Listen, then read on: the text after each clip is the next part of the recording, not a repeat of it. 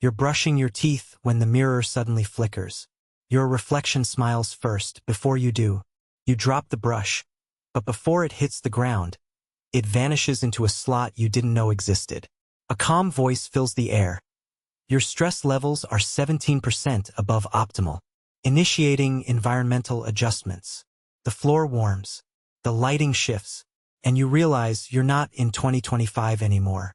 You step outside. The air is thin but crisp. Not a single honk. Not even footsteps. Just the gentle hum of something electric. Everywhere. Roads curve like rivers, guiding streams of levitating pods. Buildings shimmer with self-healing skin. And a soft grid pulses across the sky, like the atmosphere's been digitized. There are people around, but no one's looking at you, or at each other. Most wear translucent visors. Others move with strange precision, like they're being guided. A child walks past, eyes closed, hands behind his back. A drone shadows him, correcting each step. And somehow that's normal now. In 2023, a global survey showed that 61% of people were already relying on algorithms to make daily choices, what to wear, eat, say, even feel. Now imagine stretching that to its limit for 30 more years. Everything that once caused friction, decisions, awkwardness, boredom, it's all been solved. But if life's this clean, this coordinated, why does it feel like something's missing? And that's when it really hits you. This isn't the future you were promised. It's a version of life that's been optimized to the point of stillness.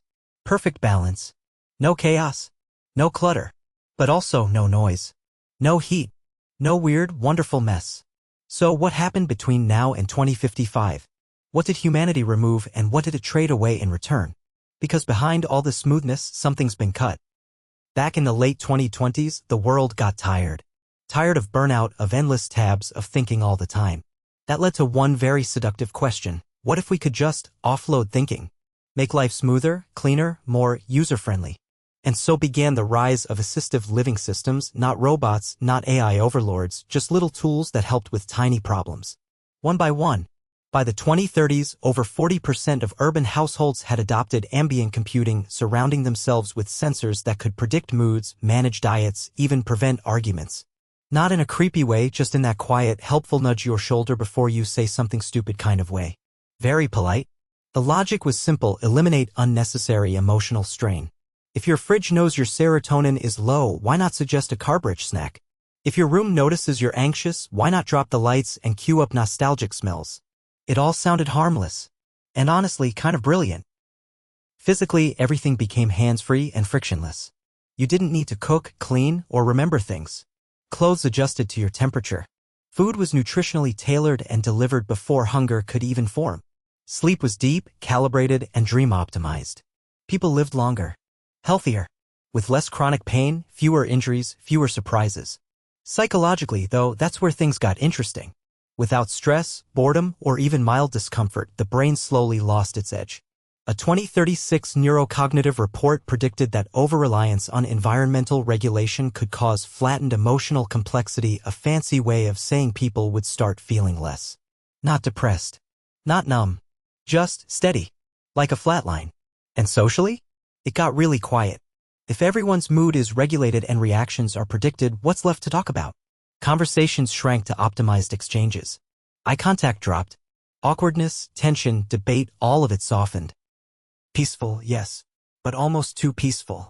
Like a group chat where no one says anything wrong, but no one really says anything at all. What started as a way to reduce stress became a culture of removing difficulty. But here's the thing no one expected. Without difficulty, you don't grow. Without friction, there's no spark. And as the years ticked toward 2055, people didn't even notice the spark was gone, because they felt fine. But is fine the future we wanted? Or just the easiest one to build? Let's meet someone who's living in it. Now meet him, Kian. He's 32, lives in a high-rise apartment where the windows clean themselves and the walls shift color depending on his mood. Not that his mood shifts much anymore. Every part of his day is smooth, predictable, controlled. He doesn't wake up to an alarm. His sleep cycle is monitored and he's gently nudged awake at the perfect time. Breakfast is already made, tailored to his needs, even adjusting for the dream he had. Not that he remembers the dream. The system just decided a little extra magnesium might help. He walks into the living area. The lights adjust based on his blink rate. The floor warms based on his skin temperature. He doesn't choose music, it plays whatever keeps him focused but calm. He doesn't check the news because the system filters what he should see based on what he's been reacting to recently. At work, which is mostly checking if automated systems are doing what they're supposed to, Kian finds himself zoning out. But he can't even get bored the way we used to. Boredom is interrupted by microstimuli. Color changes, gentle vibrations, reminders to smile. His brain is constantly nudged to stay level. No highs, no lows, just steady. And at first glance, he's fine. No stress, no burnout, no drama. His health is great. His relationships are stable. He's never late, never overwhelmed, never makes a decision he regrets. But deep down, something's off. And it finally clicks when his system shuts off for 10 minutes during routine maintenance. No prompts, no temperature control, no music, just silence. In that silence, something unfamiliar creeps in. An old feeling. Restlessness. Not panic. Just discomfort. The kind you get when things are too quiet. He looks out the window and watches the city move. No noise. No mess. Everyone walking with purpose. No stumbles, no chaos. It should feel impressive. But it feels flat. And that's when it hits him. This was bound to happen.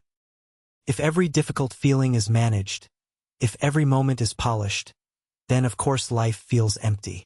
If nothing ever surprises you, if nothing ever goes wrong, you stop paying attention. You stop caring. Kian doesn't say anything out loud. He just stands there, feeling something he can't name. It's not rebellion. It's not despair. It's just a quiet ache for something real, something imperfect. And he wonders, if this is what peace feels like, why does it feel like something's missing? By 2055, life has become something close to perfect. No pain, no friction, no hard choices. Everything works.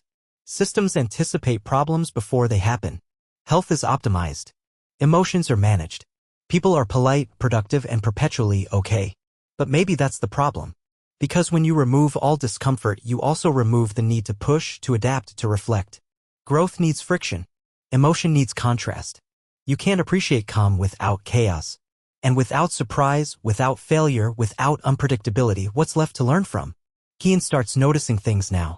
The way conversations never go off script. The way people smile just enough, never too much. The way even silence feels designed. It's not that the world is fake. It's just finished. And that's the cost. In trying to perfect life, we made it smaller. We removed the edges. The awkward pauses. The tough talks. The random detours. The unfiltered laughter. We didn't destroy humanity. We just slowly muted it. And maybe that's harder to notice than any apocalypse. Because if you woke up in 2055 and the world was peaceful, clean, and easy, would you accept it? Or would you miss the noise, the mess, the humanness of before?